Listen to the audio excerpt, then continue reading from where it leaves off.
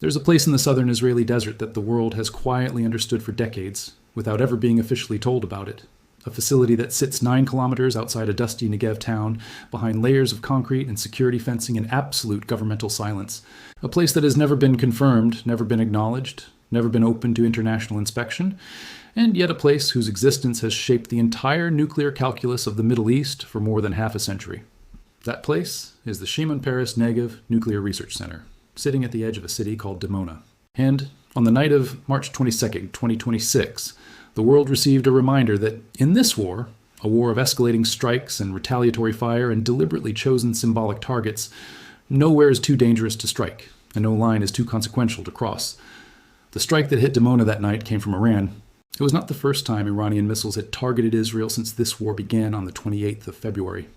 It was not even the first time sirens had wailed over the Negev, but it was something categorically different from what had come before. Iran was explicit in its intent. Its forces announced that they had targeted the nuclear research center, not just the city, not just adjacent infrastructure, but the facility itself. The message was unmistakable and deliberate, a direct answer to the United States and Israel's sustained assault on Iran's own nuclear installations. You bomb Natanz, you bomb Iraq, you bomb Yazd, we bomb Dimona. You reach into the heart of our most sensitive infrastructure, we will reach into yours. 47 Israelis were injured in the strike. Residential buildings in the city were heavily damaged. The research center itself, sitting a careful 9 kilometers away, was not directly hit. But the proximity was the point. The proximity was the entire message.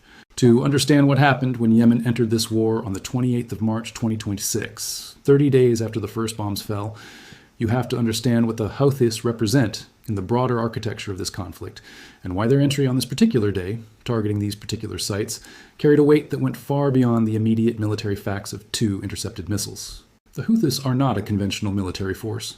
They are a movement that has held Yemen's capital, Sana'a, since 2014, that has fought the wealthiest military coalition in the Arab world to a bloody stalemate over more than a decade, that has demonstrated an ability to strike far beyond its borders with drones and ballistic missiles, and an ingenuity born of necessity and sustained by deep ideological conviction.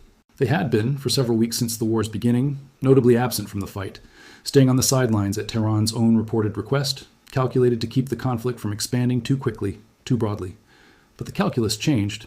When the Houthi spokesperson announced on that Saturday morning that his forces had launched a barrage of ballistic missiles at what he described as sensitive Israeli military sites in southern Israel, the world took a moment to process the full implication.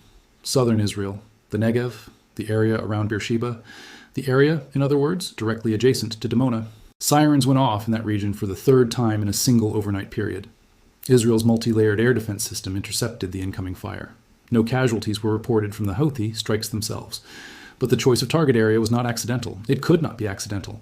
In the language of this war, a war conducted as much through symbolic messaging and deliberate signals as through physical destruction, Yemen was announcing its entry with a declaration aimed squarely at Israel's most sensitive and most secretive asset. Hours later, the Houthis launched a second attack. A cruise missile this time, adding variety to the barrage, demonstrating the range of their arsenal and the deliberateness of their escalation. Both were intercepted. The Houthi spokesperson then addressed the world directly, saying the strikes would continue and would not stop until the stated objectives of the resistance were achieved, until the aggression against all the fronts of what he called the resistance ceased. These were not the words of a group firing a few symbolic missiles and retreating. This was a declaration of sustained, open-ended military engagement in a conflict that was already straining every diplomatic and military structure the region possessed. The timing was not coincidental. On that same Friday that preceded the Houthi strikes, Israel had launched a new wave of attacks on Iranian nuclear infrastructure. The Shahid Tandab heavy water complex in Arak, the Ardakan yellowcake production facility in Yazd province. Iran's nuclear organization confirmed both strikes, saying there were no casualties and no contamination risk, but the message from Iran's foreign minister was immediate and volcanic. A heavy price would be paid for these crimes, he said. Within hours, Iran struck a Saudi military base where American forces were stationed, wounding service members and damaging aircraft. And then Yemen activated. The sequence was not a coincidence. It was a coordinated, layered response, a demonstration that the so-called axis of resistance, which many analysts had written off as degraded and fragmented, retained the capacity for multi-front, multi-actor coordination, even in the middle of the most intense military pressure it had ever faced. The implications for global shipping were immediately terrifying to watch unfold in real time. The Strait of Hormuz, through which roughly a fifth of the world's oil once flowed before this war began, was already effectively under siege. Iran had used it as an economic weapon, allowing some ships through on a selective basis. 20 Pakistani-flagged vessels agreed upon through Islamabad's mediation, while keeping broader commercial traffic under constant threat. Now the Houthi deputy information minister was on the airwaves saying that closing the Bab al-Mandeb Strait, the narrow waterway connecting the Gulf of Aden to the Red Sea at the southern tip of the Arabian Peninsula, was among their options. The implications of that statement were not abstract. During the Israel-Hamas war, before any of this began, Houthi attacks on Red Sea shipping had already rerouted roughly $1 trillion worth of annual trade around the Cape of Good Hope, adding weeks and enormous cost to global supply chains. If both the Strait of Hormuz and the Bab al-Mandeb were simultaneously closed or effectively threatened, the world would be looking at two of the three most critical maritime choke points in global energy and trade, blocked, weaponized, turned into instruments of pressure in a conflict that had begun 30 days ago as a military strike and had now become something far larger and far harder to contain. There is a particular geometry to the Dimona situation that demands careful examination because it sits at the intersection of everything that makes this conflict uniquely dangerous. Israel has maintained for decades what nuclear policy experts call a policy of ambiguity, neither confirming nor denying the existence of a nuclear weapons program, never signing the Nuclear Non-Proliferation Treaty, never submitting to the inspections that govern every other nuclear-capable nation on Earth. The Shimon Peres Negev Nuclear Research Center is the physical embodiment of that ambiguity. Foreign governments, international analysts, and satellite imagery have for decades made absolutely clear what the facility almost certainly contains. And yet, the official position has never changed. No confirmation, no denial, absolute silence. When Iran struck Dimona, or struck in the direction of Dimona, or struck the city of Dimona as a signal toward the research center sitting 9 kilometers beyond it, it was crossing a threshold that no Iranian government had previously dared to cross so explicitly. It was saying in the plainest possible military language that Israel's nuclear ambiguity no longer provided the protection it once had, that the decision to bomb Iranian nuclear infrastructure had consequences that extended to Israeli nuclear infrastructure, that the rules of engagement had changed, that there was no longer a category of sight so sensitive, so dangerous, so symbolically sacred that it could be shielded from the fire of this war. The technical reality, as nuclear experts were quick to explain in the days following the March 22nd strike, was that the immediate threat of radiation was limited. The Dimona reactor is estimated to operate at around 150 megawatts, far below the scale of large commercial power-generating reactors. The most radioactive material at any such facility is spent fuel, and those systems are heavily protected by layered physical defenses. A direct strike causing a radiation leak would likely affect only a radius of hundreds of meters, experts said. But the technical reality was almost beside the point. The political, psychological, and strategic reality was the thing that mattered. A country that had lived under the protection of nuclear ambiguity for more than 50 years had just had that ambiguity targeted, deliberately, explicitly by name, by a neighboring adversary engaged in open warfare. That was not a technical event. That was a historical rupture. Consider the position Israel found itself in as March turned to its final days. More than 180 of its citizens had been wounded in strikes on Dimona alone. Tel Aviv had been hit by Iranian ballistic missiles. Hezbollah was continuing to fire from the north, as it had been since the ground invasion of southern Lebanon began, with more than 1,000 people killed in Lebanon in the first weeks of the conflict. 19 Israelis had lost their lives since February 28th. And now Yemen had formally entered the war, targeting the southern Negev with ballistic missiles and cruise missiles and the explicit promise of more to come.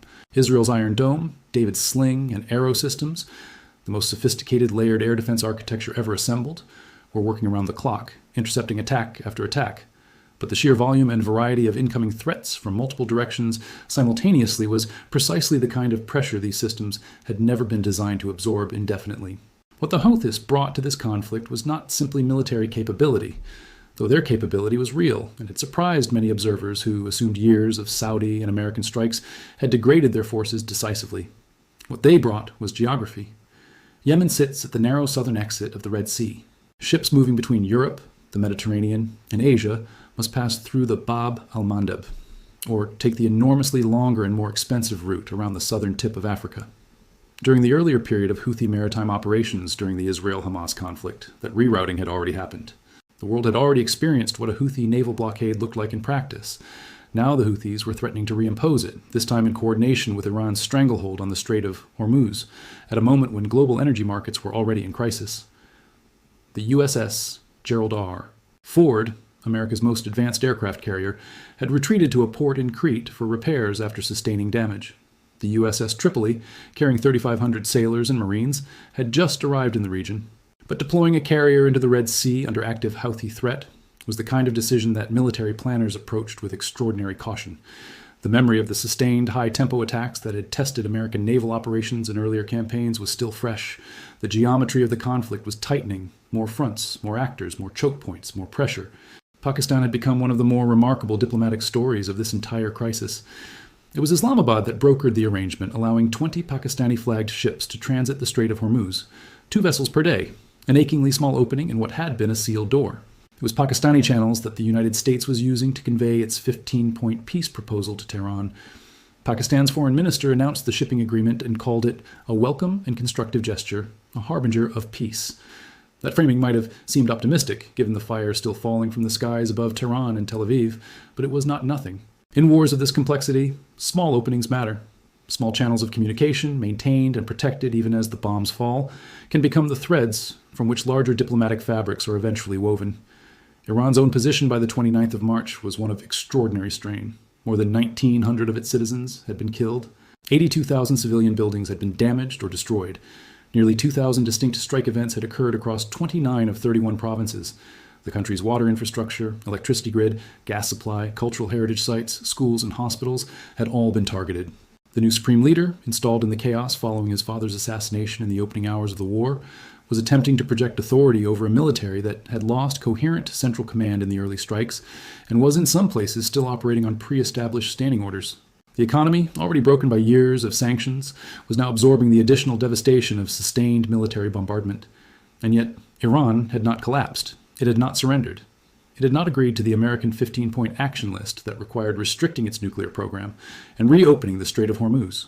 Tehran had instead presented its own 5-point counterproposal demanding reparations and formal recognition of its sovereignty over the waterway. The gap between those two positions was not a negotiating gap. It was a chasm. And while Pakistan worked its quiet diplomacy, and while Turkey and Egypt positioned themselves as potential mediators, and while the United Nations warned of a humanitarian disaster of civilizational proportions, the missiles kept flying and the bombs kept falling and the sirens kept going off in the Negev desert near a nuclear facility that no one has ever officially acknowledged exists. The entry of the Houthis, the targeting of Dimona, the threatened closure of a second global shipping choke point, the arrival of additional American Marines and sailors in the region, the sustained Iranian counterstrikes, the Lebanese front, the Iraqi militia fronts, all of it was converging in the final days of March 2026 into something that defied any single framework of analysis. This was not a limited military strike. It was not a brief campaign with clear objectives and an exit ramp. It was a regional war in the full meaning of that phrase, drawing in state and non-state actors from Yemen to Lebanon to Iraq, convulsing the global economy through 2 of the world's most critical maritime choke points, and generating humanitarian consequences in Iran, in Lebanon, in Gaza, across the Gulf, that would require years to begin to address. The night the Houthis entered the war, sirens went off near Dimona for the 3rd time in a single overnight period. In the desert dark of the Negev, the wail of those alarms over a city that sits 9 kilometers from a facility the world has never been officially told about captured something essential about the moment. This was a conflict in which every red line had already been crossed, in which every category of target that had once seemed untouchable had already been touched, in which the architecture of deterrence that had kept this particular nuclear-adjacent standoff from becoming something even more catastrophic was being tested in real time, under fire, with the whole world watching and holding its breath, and hoping that the thread, the thin, fraying thread of diplomacy and restraint and miscalculation avoidance, would hold for one more day.